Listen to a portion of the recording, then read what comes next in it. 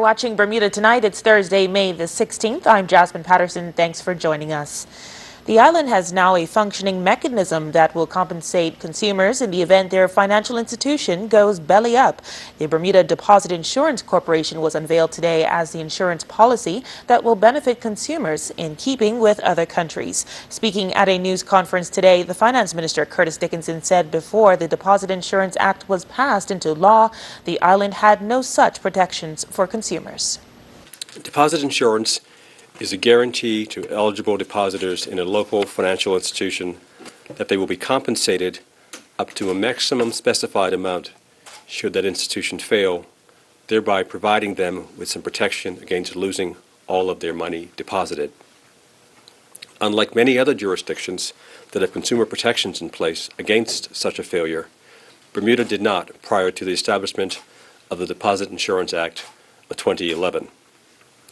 Instead, Bermuda historically has had to rely upon almost exclusively on the Bermuda Monetary Authority to regulate and supervise local financial institutions to ensure that they conduct their business in a prudent manner. The global financial crisis of 2008 affected many businesses and people in Bermuda, whether directly or indirectly. Because of that, businesses and people began to pay more attention to the systems that were in place that could protect them in the event of the failure of a financial institution. In the aftermath of these events, the Deposit Insurance Scheme was established, and it now plays an important role in providing an enhanced financial safety net to small retail depositors in Bermuda. The Deposit Insurance Scheme has three principal objectives: to protect small depositors, as they are more likely to have all or most of their financial assets in the form of bank deposits and are therefore more likely to lose all of their money in the event of a bank failure. To promote stability in Bermuda's financial system and economy by providing prompt reimbursement or access to insured depositors' funds in the event of a failure of a member financial institution. Mr. Dickinson stressed the deposit insurance scheme is in its early stages and is not expected to provide effective resolution options for at least 15 to 20 years to allow the fund to accumulate through paid premiums. Compensation will be up to $25,000 and it only applies to local Bermuda dollar accounts. Meanwhile, BDIC Chairman Stephen Todd made clear that the BDIC is a statutory corporation that is not part of the BMA and is not a government department, but is subject to limited ministerial direction. The BDIC is responsible for, amongst other things, collecting premiums and other relevant depositor data from financial institutions and paying compensation to depositors in the event of a financial institution's failure. As is the case in most other countries, premiums are levied on a pre-funded basis to build up the deposit insurance fund and to ensure that a liquid pool is readily available to make prompt payments to depositors and thereby reduce the need for cross-subsidization. It also helps to reinforce public confidence in the deposit insurance scheme. To give you a brief overview of the types of accounts and deposits that are covered, the deposit insurance scheme currently only covers Bermuda dollar accounts that are held at participating financial institutions under the following categories: individual and joint account holders, sole proprietorships, partnerships, unincorporated associations, registered charitable organizations, and corporate small business registered with the Bermuda Economic Development Corporation, or the BDIC. Well, much fanfare as new equipment begins arriving on island for Belco's still under construction North Power Plant. As Gary Moreno tells us, though the upgrade is taking place under continued uncertainty about the future of parent company, the Ascendant Group Limited. The arrival of the engines for Belco's new North Power Plant proving quite the spectacle yesterday. The behemoth welcomed by a green shirt-clad team of cheerleaders made up of Belco employees, drawing much attention from passers-by. The remote-controlled vehicle used to transport the equipment was expected to take 2.5 hours to make the trip to Serpentine Road. So slow was the pace at which it traveled. The new engines are expected to be brought online by the first quarter of next year. However, sources at the company contend the project to build the infrastructure to house the new engines is behind schedule. Word is an error on the part of one of the contracting firms on the project has caused the date of delivery to be pushed back and that the contractor at fault has been removed from the project. A spokesperson for Belco told us construction of the North Power Station is progressing well and is on track to be commissioned in the first quarter of 2020. The new plant will build a foundation for the future of power generation in Bermuda that will be safe, efficient and cost-effective for our valued customers. The engines coming online cannot happen fast enough, according to one source. They informed us maintenance crews have been working at full tilt in efforts to keep the current engines functioning. Our source maintains there has been increased load shedding at the company, but Belco boss Dennis Pimentel previously dismissed that claim. He explained to us this year there have been 5 load shedding occurrences on Belco's system. Meantime, still no word on whether the plug has been pulled on the purported sale of the Ascendant Group. Final bids were reportedly supposed to be in by the first week of this month. Asked about this, we were provided the following, quote, "The Board of Directors of the Ascendant Group Limited is accountable to our stakeholders, our shareholders, customers and employees. We have committed to be as transparent as possible as we explore strategic alternatives for the company.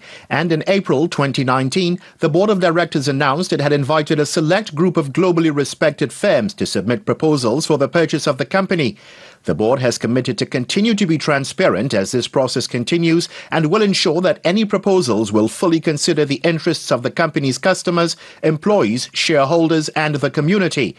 Elsewhere, our source contends the sale of the company is being hindered by the very capital plan, which calls for the replacement of Belco's aging equipment in a bid to ensure a safer and more reliable electricity supply to customers. The company was denied a rate increase, which we're told will now make it difficult to recover the cost of that capital plan. A plan which was also expected to result in lower electricity costs in the long run. Gary Moreno, reporting for the Bermuda Broadcasting News. Thanks, Gary, for that report, and we'll have more for you after this short break, including all the latest weather news. Stay with us.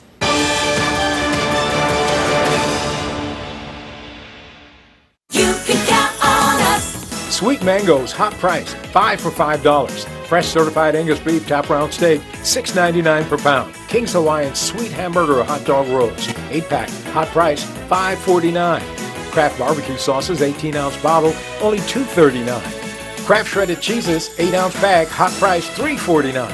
All stores open Monday through Saturday until 10 p.m. and Sunday 9 a.m. to 7 p.m. for your shopping convenience. You can count on us. 4K ready box, cloud DVR storage, more local channels on every device in your home. Get more with FiberWire TV.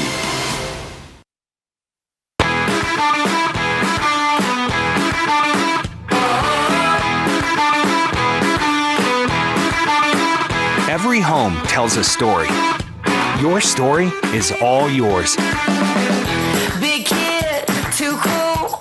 I make my own rules. Wherever you live, whatever your style, express yourself. My style says what's up. Don't wanna ever grow up. So many styles to help tell your story and create your unique dream home. We're gonna stand out, break away from the crowd. Start shopping for furniture at U.S. prices today. Lifestyle Furniture is Bermuda's newest furniture store and is proud to be the home of the #1 furniture company in the world, Ashley Furniture. Visit lifestylefurniture.bm or stop by our showrooms today. Lifestyle Furniture, this is home.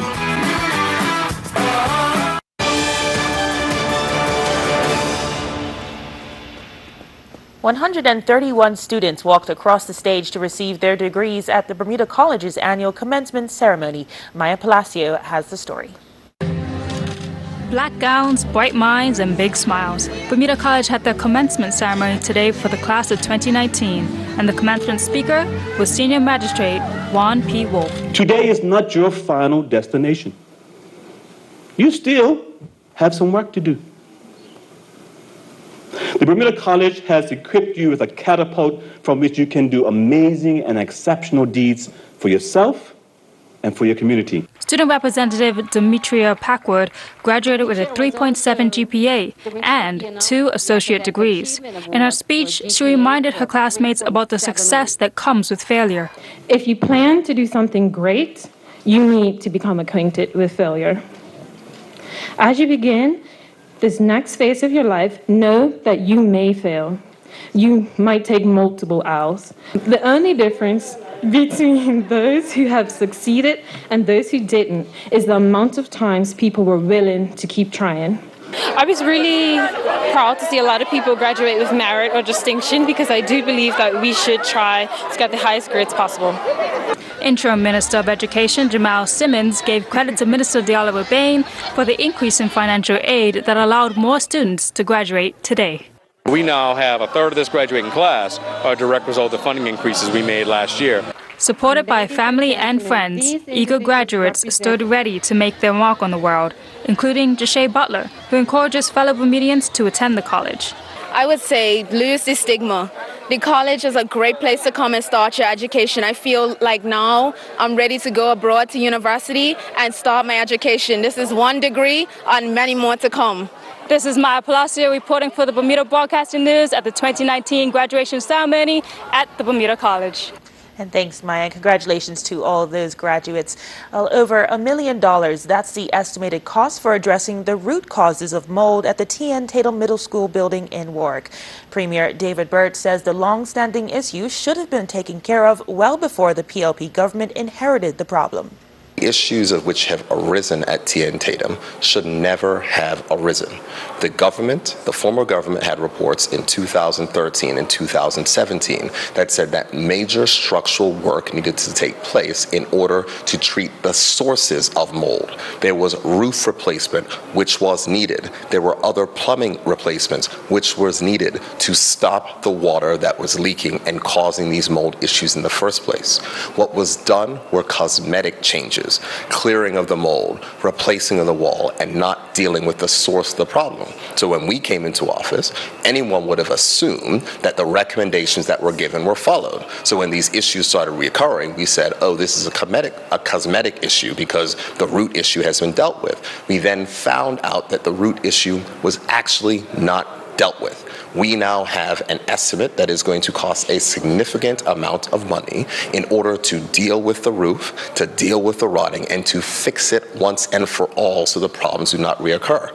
Our commitment is to make sure that we're not adopting a Band-Aid approach, and we adopt an approach so we're not going to be stuck here in 2 or 3 years' time doing the same thing over and over again, which should have been fixed. Any idea what that cost is going to be? Well, we have a preliminary cost. It is a significant amount, and so we're going to revise the significant amount, but it's over $1 million. Weather now, and here's a quick look at current conditions up on our tower cam. A fairly mild evening sunset for us. Let's head over to the AccuWeather headquarters for the latest. AccuWeather is presented by BF&M Insurance Group. We now go to AccuWeather headquarters. The BF&M Insurance Group is pleased to bring you tonight's AccuWeather forecast. I'm AccuWeather meteorologist Brittany Boyer, and we are in a nice stretch of weather here. Dew points today on the lower side of things, so not quite as sticky as where we were yesterday. Temperatures did fall a couple degrees, but overall, as I mentioned, we are in a nice pattern here. You can see moisture well off to our east and also well to our south and then north and west of the island. We do have a couple of showers out there, but overall, we are in good shape for this evening here. If you're here for vacation, a good stretch of weather is coming your way. So as we take a look at what's going on across the island right now, temperatures are in the low 70s here. We have humidity between 60 and 65%. Pretty comfortable with winds coming in out of the north-northwest between 5 and 10 knots, so a slight breeze for you there. The water temperature 76 degrees. That'll be a nice spot to be here over the next couple of days with generally quiet weather. And we're not dealing with any issues in or outside of the reef. I know the last couple of days things have been a little bit choppy. We have started to see some calmer conditions, and it's very well possible as we get into the weekend that the water could be nearly calm. So great boating conditions on the way here. As we look at some of the tidal times into tonight, we have high tide at 7:39 and then our low tide coming in at 2:08 on Friday morning. So yes, we're almost to the weekend. We just have to get through one more work day, and overnight tonight we are calling for mainly clear conditions here with a low of 65 degrees, and tomorrow a beautiful day. Temperatures will be into the mid-70s with plenty of sunshine and a low of 67 degrees. So tomorrow night temperatures are going to be nice and seasonable for you. As we take a look at what's going to be expected here on our futurecast, you can see that things generally stay quiet. We will have to watch this little sneaky boundary here as we get into the weekend around Sunday. That may try and kick up a shower or two, but besides that, we don't really see a whole lot happening here over the next couple of days. As we take a look at the Caribbean outlook, you can see that we do have some showers and thunderstorms impacting a couple of spots, including Jamaica. Temperatures nice and warm, pretty typical upper 80s for this time of the year. Barbados 86 degrees with clouds and sunshine, and it's hot in Trinidad with a temperature of 91 degrees and some showers in the area. Speaking of showers, maybe you're heading back home or maybe you're doing some traveling here. You can see the gateway forecast. It's quiet in Toronto tomorrow. New York City, some afternoon thunderstorms, looking for some rain into Boston. Atlanta, a high of 87 degrees, 85 in Miami. So plenty of heat down in the southeast. And here's a look at our extended forecast. You'll notice that pretty much every day is kind of copy and paste and rising temperatures as we get into early next week. Friday, you're in good shape. Saturday is mostly sunny. Sunday's a day we'll have to watch out for that sneaky boundary just off to our north. Again, it would just be a stray shower if anything. And then into early next week, looks like temperatures are going to be nice and warm for both Monday and Tuesday. AccuWeather was presented by BF&M Insurance Group.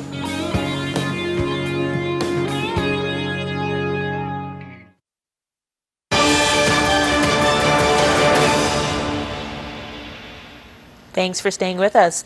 Well, 121 teams come together tomorrow night for the Relay for Life event, where participants take turns walking around the North Field for 24 hours in an effort to raise funds for the Bermuda Cancer and Health Center's Equal Access Fund. The Relay for Life in Bermuda has raised over $2.5 million since its first event in 2014. Teams will loop the North Field over a 24-hour period to help spread cancer awareness and show community spirit. So many people are touched by cancer. Cancer is unfortunately not going anywhere, so we're hoping that more people are not just coming out to support the event and to have fun, but becoming more and more health aware and taking care of their health. 121 teams have signed up so far this year who aim to donate to the Bermuda Cancer and Health Center's Equal Access Fund for patients to utilize radiation therapy, mammography, and other services. The community are the ones that drive the Equal Access Fund. They raise the funds. They're continuing to support it. Without the community, we wouldn't have it. So anyone who walks through our doors and they require our services, we don't turn them away if they have no insurance. We don't say you have to have a copay. We make sure that everyone has equal access. Relay for Life has become the largest global fundraising event for cancer, taking place in over 20 countries. Well, we're hoping that we raise $500,000, and 95% of the funds that raise stay on island, and 5% go toward American Cancer Society's Global Relay Fund. So we are a Global Relay for Life partner, and that the funding that they use, they're actually building a hostel. Right now, as we speak, they've broken ground and they're starting to build in Kenya for cancer patients who were sleeping in the hospital on the floor because they had to walk miles and miles from their treatment back home. And it's an event for all to attend. We have raffles, we have entertainment, singers, bands. We're going to have the hush party in the wee hours of the morning when the music is quiet, but people will have headsets on and they can listen. It's so much fun. You have the Luminaria ceremony, which is very memorable for people because it's to remember those who have lost their battle. The opening ceremony starts tomorrow at 6 p.m. Those wishing to join in on all the festivities are encouraged to give a $10 donation at the door. And if you miss it, don't worry. The closing ceremony on Saturday promises more fun.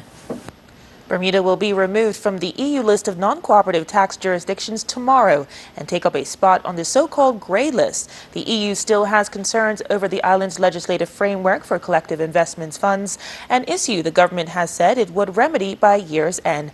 But there could be a bigger issue at hand. On The Breakdown tonight with Tony Waterman, she explores how the rise of nationalism and populism in the West could create much larger problems for the island. Here's a preview from the show. Given the size and the diversification of the economy, so the reliance upon offshore jobs in not a low-skilled labor market, so it's high-skilled labor offshoring, makes it an appearance of, wait, those are very well-paying jobs. We want those jobs in our country. And that's only been getting louder. You know, our projections with Eurasia Group are that in the European elections at the end of May, that populist parties will take nearly 40% of parliament in Europe, up from about 26-27% today to about 37%. And that means that they will have more say and more power. You can catch that entire interview on The Breakdown with Tony Waterman tonight at 8 o'clock on ZBM TV9. Still to come, Earl Basin will have all the latest sports news in just a few.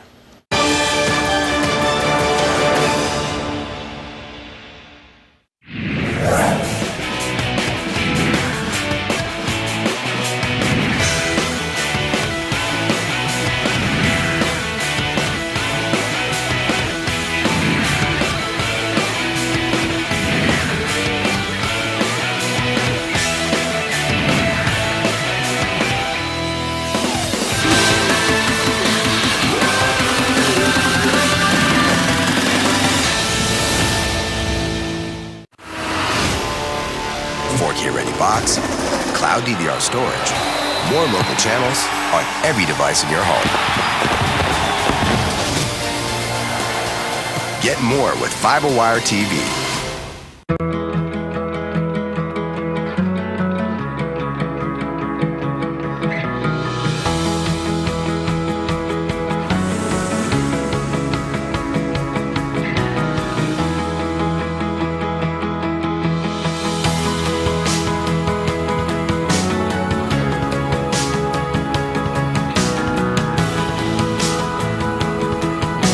Enjoy memorable moments brought to you by ZipX. The Marketplace Food Court is you and your family's one-stop shop. Start your day at the Breakfast Bar with omelets made to order and traditional Bermuda codfish breakfast. The chefs will cook lunch and dinner to your liking.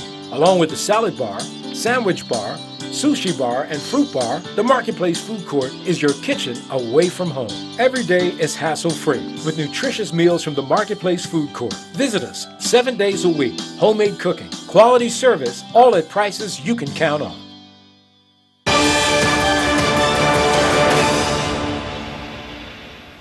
And here's Earl Basin with tonight's sports report. Gillian Teixeira and Tyler Lopes began competing in the Valkenswaard International Horse Jumping event in the Netherlands. Teixeira got things started with a win in the Big Tour 1.35-meter Table A against the clock class. Teixeira and Aluna Di Cantaro clocked a clear round time of 57.95. Lopes competed in the same class riding Hamlet Di Cantaro, and they finished 40th with a time of 70.65, but they had 4 penalty fault points. Teixeira and Escalada competed in the 1.35-meter in 2 phases special, with the second phase against the clock class. They finished 55th with a time of 42.30, but they had 4 penalty fault points. It was yet another long day on the water with 2 more races completed in the Finn European Championships going on in Athens, Greece, that has seen Bermuda sailor Raquel Evans fall 1 more spot to 61st. Sailors are allowed to throw out 1 race at this stage, and Evans, after finishes of 54th and 57th on the day racing, threw out his first race result of 71st and currently has 222 net points. Meanwhile, the Wednesday night sailing series continued on the Hamilton Harbor with 23 boats going to the start line for race day 4. Nasty Madison was the first boat to cross the line on the night, clocking a time of 104.16, but with their corrected time of 110.07 saw them finish second on the night. The next boat to cross the line was Air Force, who clocked 114.06, but their corrected time of 109.28 saw them finish first on the night. Smokin' was third on the night with a corrected time of 112.04, while Man O' War finished fourth on the night, clocking a corrected time of 112.04. Yapster rounded out the top 5 finishers with a corrected time of 112.56. With the help of Bermuda Olympian Troy Douglas, Ajax capped a memorable season with their first league title since 2014 as a 4-1 final day win secured the domestic double. Ajax added Douglas to its technical team back in 2017. Douglas at the time was studying the Masters in Coaching at the Johan Cruyff Institute. Former Bermuda and Somerset Cup match captain Gennaro Tucker and voice of summer commentator Sean Tucker were both on hand last evening at Government House to receive their Queen's Certificate and Badge of Honors. Gennaro Tucker, you've been awarded a Queen's Honor Badge. What does this mean to your career as a cricketer, as a sports person in general? I think this is pretty much one of the highest calibers in cricket for me to get this type of award. I guess the only thing left is getting knighted. So, but otherwise than that, this is a accomplishment for me that I really, really enjoyed about, When you got the phone call that you were going to be receiving this, what was one of the first conversations you had with someone like your dad? Well, at first I was like, you sure you got the right person. You know what I mean? Because I never knew that sport people would get this type of recognition. But once I spoke to my father about it, he was like, hey, but you know what this is and what this means to you into sports, like, you know what I mean? You've really been noticed in the sport of cricket, and this is something that you'll never forget. Delray Rollins and his Sussex second teammate strengthened their position on day 2 of their second 11 championship South Group match against the MCC Young Cricketers as they lead by 578 runs with 4 second-inning wickets remaining. Resuming at 77 for 7, MCC Cricketers were bowled out for 136 in 58 overs. Rollins did hold on to a catch during their inning. Sussex seconds went back to bat and they would close out the day on 345 for 6 after 76 overs. Rollins scored 41 off of 49 deliveries, hitting 4 fours and 2 sixes in his 52-minute stay at the crease. The Bermuda Bicycle Association have sanctioned a Sinclair Packard Memorial Youth Race. The Sinclair Packard Memorial Youth Race, which is the brainchild of Anton Gilbert, will take place on Friday, May 24th, and will start from Fort Hill on Middle Road in Devonshire. The riders will follow the racecourse to its end on Cedar Avenue. Bermuda pair Malik Joel and Sajan Harvey represented St. Johnsbury Academy at the Burlington High School Track and Field Invitational. Harvey finished 7th competing in the men's varsity 400-meter race, stopping the clock on a time of 53:32. During the men's varsity 800 meters, Joel finished 4th with a time of 2:04.75. Harvey led off and Joel ran the anchor leg for the St. Johnsbury Academy men's varsity 4x400-meter relay team that finished 2nd in a time of 3:35.86. The pair would run in the same position, helping St. Johnsbury Academy win the men's varsity 4x800-meter relay with a time of 8:27.47. I'm Earl Basden with Bermuda Broadcasting Sports.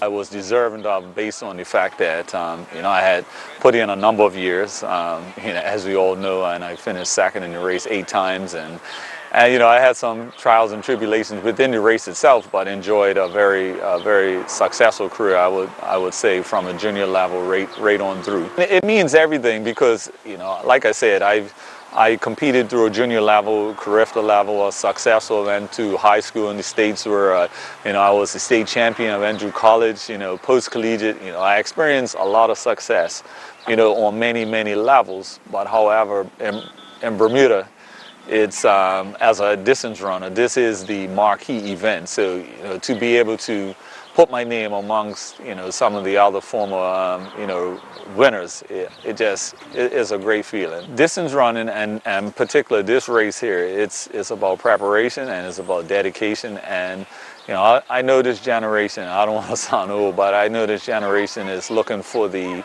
immediate success. And in this event, in this discipline, it requires a lot of dedication.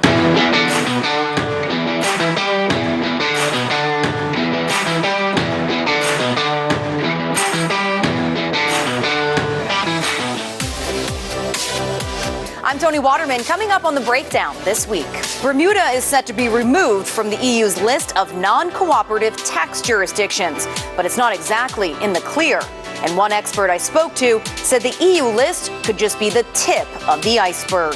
Plus, a real estate agent looking to save sellers 60% in commission costs, but it's raising red flags for some. That's Thursday at 8 p.m. on ZBM TV9.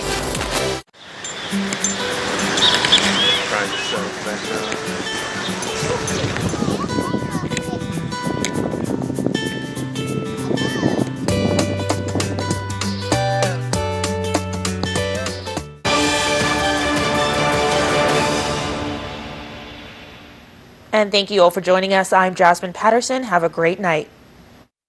Jasmine Patterson's wardrobe and makeup is provided by Gibbons Company.